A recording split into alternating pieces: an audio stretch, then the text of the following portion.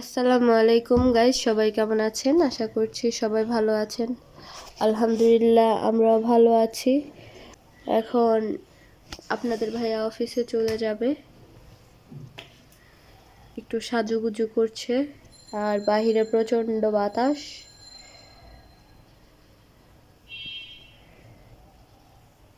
হালকা হালকা পড়েছে।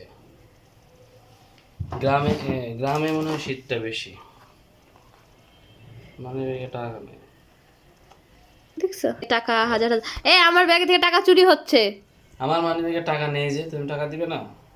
কত বড় অসভ্য দেখেন, আমাকে আরো দিয়ে যাবে, আমার ব্যাগে থেকে আরো ছিনতাই করতেছে। টাকা নাই, টাকা নাই। তোমার ওই কার্ড পাঞ্চ করো গা, দেখো কত টাকা বের হবে।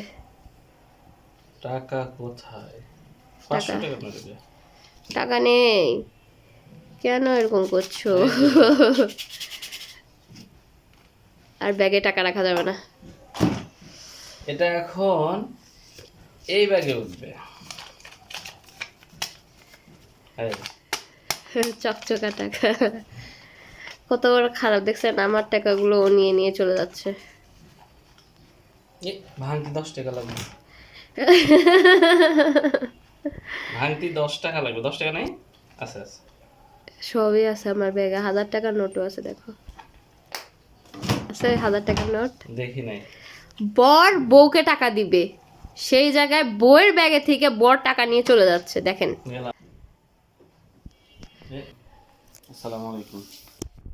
ঝাড়ু দিয়ে বসেছি, একটু ঘর মুছবো। এখন দেখি ফিল্টারে পানি নেই, তো এখন ফিল্টারে পানি দিব। চলেন।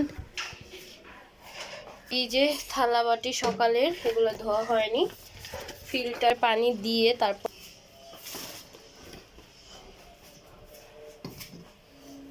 আর এই ছাঁকনিটা মানে খুব তাড়াতাড়ি লাল হয়ে যায়, কিন্তু অনেক সুন্দর করে ক্লিন করছি, যেটা হচ্ছে দেখেন পানি চলে যাবে একদম।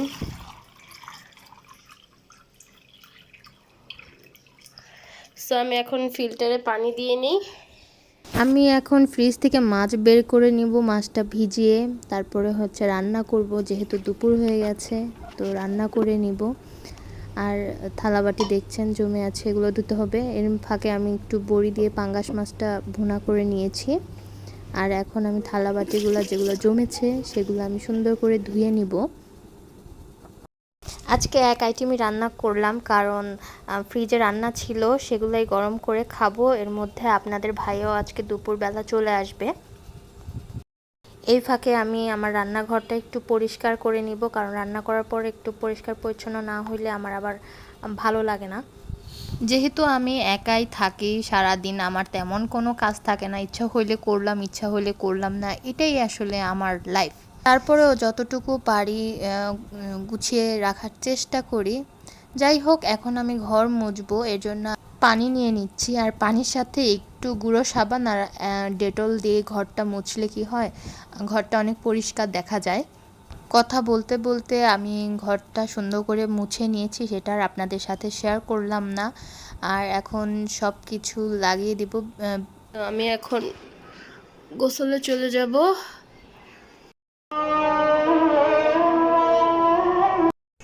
যেহেতু গোসলে যাবো, এগুলো লাগাই দিয়ে যাই, কারণ হুট করে ছাদে মানুষ চলে আসলে ভয় লাগে। যেহেতু একা একা থাকি, এর জন্য পর্দাটা লাগাই দিলাম। এখানে 2 বালতি কাপড় চোপড় ধুয়ে নিয়েছি আমি। এখানে ওই যে বাসার চাদর টাদর, কাপড় চোপড়, তারপর এখানে হচ্ছে বারান্দার পাপোশ, তারপরে কিচেনের পাপোশ। আমি আমার জোহরের নামাজটা এখন পড়ে নিব। আর নামাজ পড়তে পড়তেই আপনাদের ভাইয়া চলে আসছিল। আবহাওয়া কিরকম থুম ধরে আছে, মনে হয় অনেক বৃষ্টি হবে। ঘরের কিছু বাজার শেষ হয়ে গেছিল, তো সেগুলো অফিস থেকে আসার সময় নিয়ে আসছে, যেরকম বড়ি টড়ি আর কি, হাবিজাবি আর কি।